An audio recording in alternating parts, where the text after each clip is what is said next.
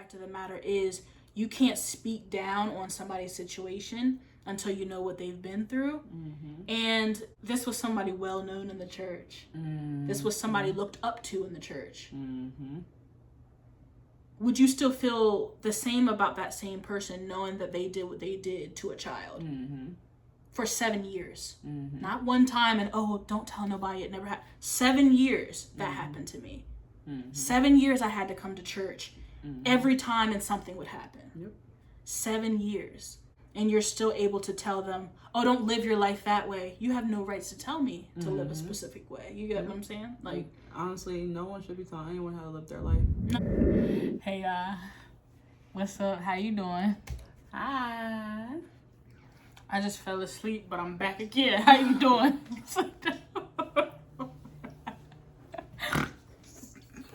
It's Sway or Tay, whatever you want to call me. No, I'm Drea. What up? And if you don't know, now you know. Today, we're going to be explaining the moment that, I wouldn't even say, like, we have a technical coming out story.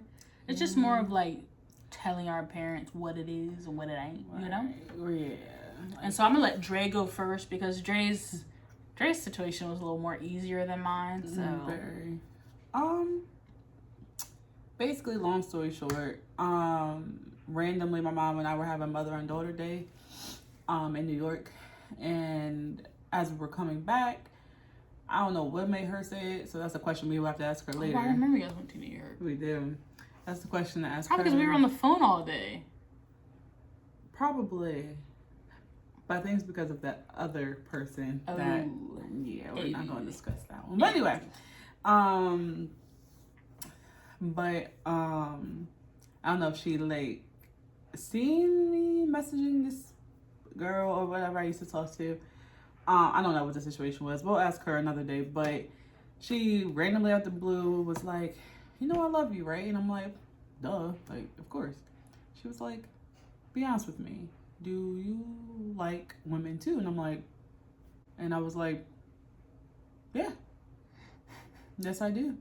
And she was like, oh, okay, great. Are you talking to anyone? And at this point in time I was. It wasn't Sway at the time. But and I was like, yeah, I was. We talked about her just a little bit. And it kind of went on from there, and that was my coming out story. She pretty much already knew. I think that's why she asked eventually, but it wasn't really hard to figure out, honestly. And then my name, maybe a little. Well, when it comes to my mom, she knows me more than I know myself, so I think she already do. And as for my dad's just one of the most chill, nonchalant people you will ever meet in your life. He was like, cool, basically. Like, he loves Sway more than he probably loves me. And that's okay. And that's both of my parents, actually. So, I feel adopted. She's probably the child now. That's okay. That's all right. But that's pretty much it, y'all. Like, my story was very much more simple. Unlike most people, which I always don't take for granted. I'm very humble when it comes to that, for sure. I take my situation very personally. I always am that person where other people can come to as a safeguard, because I get it. I know their situations are a little bit harder. So that was it with my parents. By the way, if you see us munching, that's because we just did the name brand versus off-brand challenge. Yeah. So we still got the snacks in front of us. Yeah, so my situation was a little different, only because I had like religious parents, and I grew up really religious. And so I was always, like, from what I remember, all the way back until like pre-K, kindergarten, I was always interested in girls. You know, I was always bisexual. I liked men too, but I also liked, my ratio for liking men and women was a lot different. I liked girls, like, but of course, growing up in church, you can't say anything. And if you try to say anything, it's just more of like a pray it out of you, rebuke it out of you, that's not the right thing, you know? And it's kind of just like, so you try to hold back from that. And for me, I was involved in the church. Like, I sang, I was a teacher. You know, like, I just tried to, like, do things carefully in my life so that I didn't affect my placements and my roles and jobs in the church, you know, because I enjoyed what I did. And so it made it very difficult to try to, like, I don't want to say pretend, because every hat that I've worn and every place that I was in life, I was my genuine self. It just, I couldn't show fully who I was or who I was dating. So it'd be a lot of the times I'd be at church and people would be like, oh, you need to get you a person. Like, why aren't you dating? And this, and this. And in my head, I'd be like, well, I am dating, but I just can't tell you guys who I'm dating, you know? And there were times there were some, like, boys in the church where I was interested in. And I'm like, okay, like, you know, like, and then that's when it was like they were pushing that more than anything, because they were like, well, finally she's into somebody in the church and it's a boy, you know, like, come on, like, let's marry them, let's do this. And I'm like, and then it became to the point where it was just like, I don't have any interest in who they're trying to push me with, because I'm already, you know, I already got my mind on someone, you know, I already got my heart on someone. It's hard to pretend to be in a place when you're not mentally there, you know, like, and I love the church, I love God, I still do, I pray more now, I would say, because I had to move for a job opportunity. I didn't want to stay in that environment. Once I left, it was kind of like, I'm gonna like finally be able to genuinely be who I am, you know, and be free to be who I am and free to date who I want to date, and, you know, which was, you know, whatever. And wow, it was, but it was to the point where I was like, I don't have to pretend here. Mm-hmm. I don't have to be here and be like, oh gosh, you know, like, and if we do go to a church here, we're going to find a church that is, you know, accepting and, like, you know. And so pretty much it was just that battle all my life of trying to tell my parents and, you know, whatever. So we're just going to explain that moment of how I finally got to tell my parents, because it became enough. Like, they would come to visit here and we would have to, like, take down pictures of us, like, kissing, or, like, have pictures, like high notes and stuff that we gave each other, and like yeah, just different little things that kind of indicated that we were dating. Yeah, so it became very annoying to me. Like, for her, she was patient, so she was like, it's fine, but for me it became very annoying, only because, not because it was the situation, but because it had been my whole life. It's just very annoying to pretend for so long. It just became like, why can everybody else in my life be happy, but I'm the only one still sitting here trying to fake being happy, you know? So I was like, I'm not doing this anymore. It just literally was one day I looked at Dre and I said, I'm not doing this anymore. I refuse. Like, I refuse to do this anymore. And she's just like looking at me with her eyes big, like, well, what are you gonna do? And I'm like, I'm telling my parents, like, I'm not doing this anymore. Like, I'm not doing the play anymore. Like, it is what it is. We're both grown. Like, we're to the point where we're about to push things to the next level. How long? Like, how long? And it wasn't her, it was me. How long can we do that? And of course, there was other situations that had made it stagnant. But as far as telling and being public with it, that's more of me, because I'm more of a private person, and she respected that and didn't post on social media who she dates and different things like that because of me. I just like being private. I don't like people in our business. The less people that were in our business, it seemed like at the beginning of the relationship, because I know you're like, well, you have a public relationship now, and, you know, hundreds and thousands of people are going to be watching. It's not about that. It was about the beginning of the relationship. In order to build a foundation, a relationship can't stand without a foundation. Mm-hmm. So I was saying, us building that foundation was important first. Once we build that foundation, it doesn't matter who throws rocks at it, who tries to tear it down, because as long as that foundation is there strong, can't nobody come and knock that house down. Mm-hmm. That foundation is laid. You know what I'm saying? And that's why I like to keep my relationships. It can be on social media once that foundation is laid, though, and once that foundation is strong. And so then once I felt like we were to the perfect place in our relationship, I was like, it's time. I'm not doing this no more. I'm not playing. And so verbally, I wasn't able to tell my parents because I don't know. I just like, I'm not really good articulating words sometimes. And so I was like, the only thing I know that I'm good at is writing. Very good at writing. So I was like, I can write a letter. I can write a poem. I can write something like that, right? So I wrote a letter. I wish I would have kept the letter. The letter pretty much said, like, to sum it up, I'll let you, because pretty much what Dre did, I'll let you go ahead and start saying, like, what your viewpoint was on that day. Okay. So the night before, it was nothing but anxiety. Sorry. I'm trying to eat this Twizzler and I'm over here tying knots in it. Stress me out.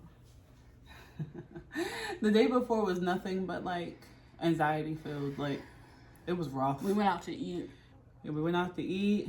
We went to that one seafood place. Weird. It was awkward because us it was awkward, yeah, but for them it was just like normal, typical day of us hanging out. And Mom stuff like could that. Tell though, because Mom kept looking at me like something's wrong. Something isn't. Mom's like my best right. friend, Mm-hmm. so Mom was just staring at me across the table like. Mm-hmm. And then we came home. Dre went out on the balcony to finish like rewriting the thing. I was up there for a while. I stayed because the letter was long. Mm-hmm. Then I stayed in here, and Dad was asleep. Mm-hmm. And Mom was just looking at me like, yeah, something's not right. and I was like, "You tired? You wanna head to sleep?" And she's like, "No, I'm okay." She's just looking at me like, and I'm like, and I think she could feel that I needed to say something, and she just kept being like, "You want to lay over here or sit over here?" I'm like, "No, I'm okay." And I kept like, because my mom has this weird thing where she'll sense your spirit and stuff. Mm-hmm. And I said, I'm gonna stay over here on this side of the couch. So I was just looking at her. Mm-hmm. It doesn't help either because I'm like the same way as her. So like I felt everything her mom was feeling. I'm like, this is going to be so crazy. Like it was so crazy. So much anxiety. So much just like everything. Like any emotion you can think of. That's what was happening. Mm-hmm. Like it was intense, but like it wasn't a bad intense. No. It was just like a can't catch my breath intense. But but the night before, yeah, like she said, I was on the balcony. I was like writing the letter. I was like, I'm an English major, so my handwriting has to be like perfected. Okay, no scratch marks, no nothing. Had to be perfected. I was gonna rewrite it if it was, but and finally finished. And when we went to bed that night, it was just so many, just like different emotions, going on. It was just like, I was like, I'm not going to do it. Yeah, I'm not going to do it. It was back and forth. Like, I'm not going to do it. I'm going to do it. I'm not going to do it. I'm not going to do it. Because remember, my dad's chest was hurting that night. Yeah. Remember, he was saying something like, my chest is hurting. Yeah. And I was like, yeah, like chest discomfort. What I thought, I'm going to kill him. Kill him. I was like, oh God, I'm going to be seafood, I think. It was the seafood. That thing was sodiumed up. But I was like, God, I'm going to be the reason I like that crazy. So, but we even read through it together like 3 times to make sure every pinpoint that she wanted, we both wanted, was on there. And we were like, this is it. Mm-hmm. This is it. This is it. This is it. Because I went in detail from start to finish. Like, I went start to finish because I went through, like, all of the things that happened to me when I was younger. Mm-hmm. All of the things from family members. Some things that, like, molestations, rape, those type of things. I went deep. Mm-hmm. Those type of things from family members happened. Mm-hmm. Those type of things from someone from the church. Mm-hmm. happened. I went in detail about that too, but I didn't name names in this thing. Mm-hmm. I added so much detail into the letter simply because the motive wasn't for, I'm sorry, I just washed my locks, so they probably look real fluffy, but it's okay. The motive of why I added that in there was for them to better understand who I was. And I didn't add names because I didn't want it to come from a place of like hate and revenge on their behalf, because quite naturally, something happens to your daughter and it's your baby, your youngest one. You're going to want to feel some type of like, oh, I got to confront this person, or I got to help, I got to do this. I'm already healed. I'm already past all that. So like my motive was not for that. My motive was just for awareness of them to say, hey, this happened. I just want you to know. I want you to be aware. And I specifically put in that letter, it didn't make me bi. Mm-hmm. It didn't make me who I was, because that happened pre-K, kindergarten. It didn't make me that way. But all my experience have shaped the woman that I am. Strong, independent, confident. Like, all of those things have made me who I am as a woman, you know? Mm-hmm. And so I included all that. So the next night, or day rather, mm-hmm. It was her parents' last day here visiting us, and you know, her mom naturally comes to knock on the door in the morning time just to, you know, say good morning, and we always have our little conversations about whatever. We want to extend ourselves to give you this letter to read with Dad. Something that we've been wanting to tell you for a really long time. Something that Tay has been wanting to tell you for a really long time. And we want you both to read it and take it all in, and whenever you guys are ready to talk about it, we're ready to talk whenever you are. And that was the longest. The longest. What was it? 2-3 hours? Yeah, it was 2.5 hours that they stayed in that room. That they stayed in. I was like, what is happening? And we were thoroughly like, I mean, like, I was in my room. I have this thing where, like, if I'm mad or if I have a lot of anxiety or if I got, like, really sad, I clean hard, okay? Like, I was in my room, like, going at it. Things that didn't need to be cleaned, I was cleaning. It was so nerve-wracking. It was so much anxiety in that moment. So much anxiety. I was just like, oh. And for me personally, I felt it for Tay. Like, I felt every single thing for her, you know, and quite frankly, I wanted her to just be okay. Like, my motive was, like, is my baby going to be okay? Like, I was ready for any outcome, all outcomes at that moment. I had prepared myself that night before for any outcome of, like, I know me and my mom are best friends, and, like, I also was going to tell my brother after, too. So it was, like, a moment of, like, I love my family, but it was, like, if they don't accept it, and they don't have to agree with it, but if they don't accept me, it was more of, I had to visualize in my mind what that would look like, my next steps in life, and, like, some people would say, oh, that's dramatic, you don't got to do that. No, you do. You have because when you have a religious family, it's all those things that you think about. People that don't think you would act certain ways until you're actually in the situation, you know what I'm saying? Like, shun their family because of stuff like this. And, you know, like, I'm past the point of being kicked out. I live in my own house. I pay my own bills. But it still was the fact of, you want that love from your family. You want that acceptance from your family. I want to be able to have kids in the future and them accept my kids, not treat my kids any differently, you know? So it was just that moment of, not do you agree with it, but are you going to still support me? The other, like, extended family, I don't really talk to them much anyway, so not to be rude, but, like, I talk to a few from my family. But there's certain people in my... I had to sneeze, but... Oh. There's certain people in my family, like, especially my immediate family, that, like, of course I would want to continue my relationship with, like, my mom. Of course I care about my dad. Of course I care about my brother. You know, like, stuff like that. I'm like... I was just so scared for their opinion. I was like, man. It was rough.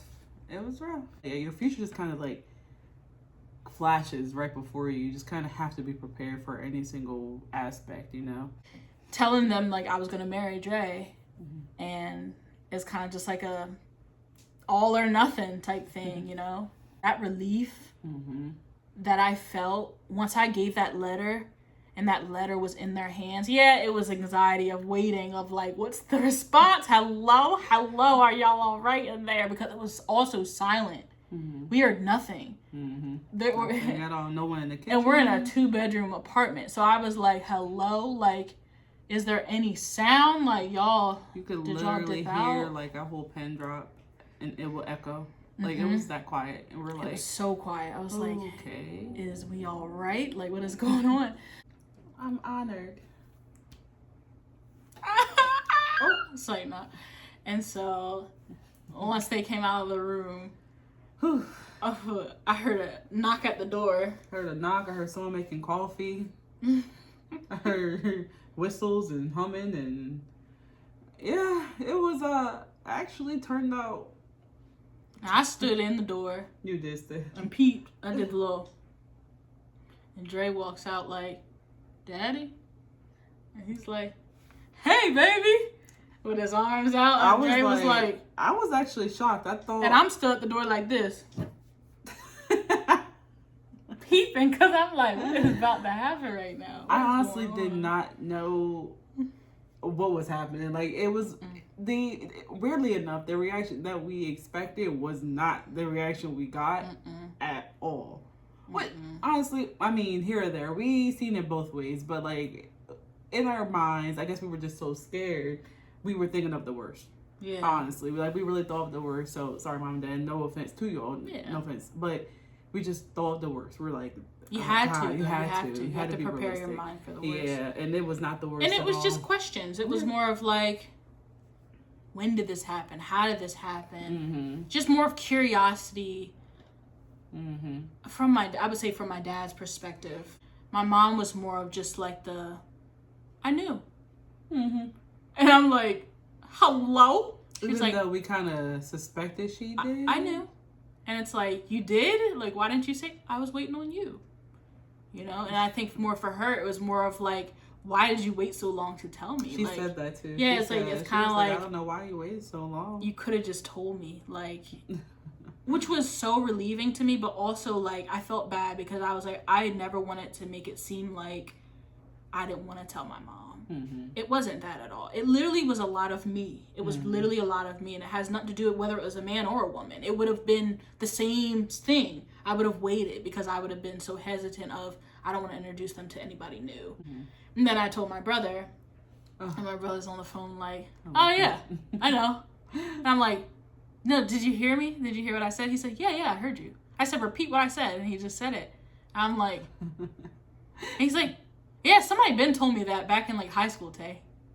And I'm like, okay. I love him. Like, I'm like, so why didn't you say anything? Because me and my brother are best friends. So I'm like, why didn't you say anything? He said, why didn't you say anything? And I'm like, true point. And he's like, yeah, like, I guess one of his friends seen me or something like that with somebody and then told him about it. I was like, hey, your sister, you know, whatever. And he was like, oh, okay. Like, so it was just like, man, and I definitely don't want to tell anybody what to do because everybody's journey is different. Everybody's story is different. But what I do want to say is don't be scared to live your life and be you. Like, don't be scared to be anybody else but yourself. It is a horrible feeling. My health was failing. I was depressed. It was so much going on, like so much stress I was carrying. Not being able to be myself. It's just not a good feeling. It's just, you feel like you're constantly running. You feel like you're constantly just like on a chase, just running away from yourself. And it's not a good feeling. It's literally you're in a hole of depression, just over and over and over. And somebody may look at this and say, she's so dramatic. But if you know the feeling, you know the feeling, and you're going to connect with me. It was so like bittersweet because it was like, people love me as a person, but if they really knew the ins and outs of who I was, would they love me the same? I don't think they would. Yeah, but you don't know religion, and you know, like, I am a free spirit, y'all. I'm very free spirit. Yeah. So, but yeah, you're absolutely right. It really just comes down to just genuinely just living your life how you want. Yeah. We only get one life. We only get to see one of us, feel one of us. You know, you have to be happy for yourself before anyone else. Don't let anyone else's validations allow you to not be you. And shout out to the LGBTQ high community. We are all one big happy family. We got this. Take it day by day. Be yourselves. Be the walking rainbow that you're meant to be. But if you like this video, like, comment, and subscribe. Let us know in the comments down below what you thought. And also, tell me what you think about your own. If you got some connection to the story or something that you're like, oh, okay, like, I can connect with that. Put it down in the comment down below. If you have nothing to say and you can't connect, put in a comment. Good for you. I don't know. Put something. I don't know. Just let me know you heard me. Yeah, but share your opinions, whatever. Share your opinions, whatever. Just be respectful. That's it. Be respectful. Everyone has their own opinions. Keep it classy. Keep it classy. Keep it real classy, not sassy. And not trashy. And not but trashy. We will talk to you later. Like, comment, and subscribe. Hit that bell. Thanks for watching. And we will talk to you later. Bye. I'm not gay no more. I am delivered. It's still woman. Men.